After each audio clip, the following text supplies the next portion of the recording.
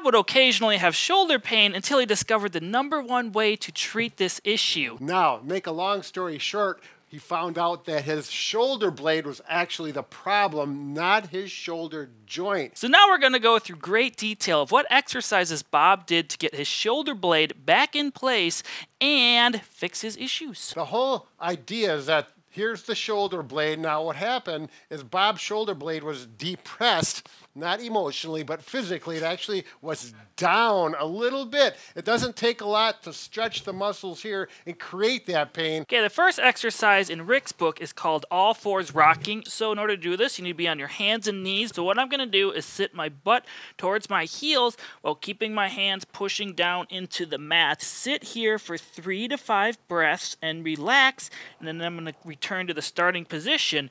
You're going to rock back into this seated position 3 to 5 times. Make sure to keep your hands in place, and this will help stretch out that scapula. So to begin, you're going to need your hands touching the wall. My pinkies and my elbows are up against the wall the entire time. I'm starting at my shoulders about this height.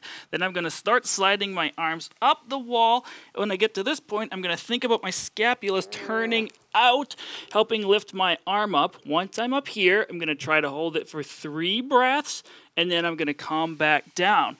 You're going to perform 5 to 10 repetitions of this. Just go to what you can tolerate and try to hold it there for 3 breaths and then come back down. Begin in a hook lying position like this, so my knees are bent. This allows my back to be flat on the floor here. I'm going to have my thumbs pointed up towards my head like this, and then it's like you're making a snow angel. If you're in a region of the world that has snow, you know what we mean by this.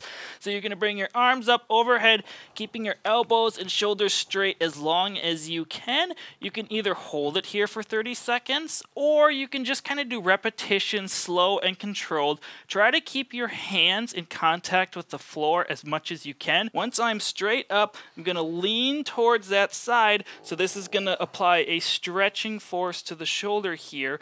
I'm going to sit here for 3 to 5 breaths and then relax. And you're going to try to do 10 repetitions if possible. In a seated position, put your legs in a 90-90 position like I have here, not tucked under the chair or out in front.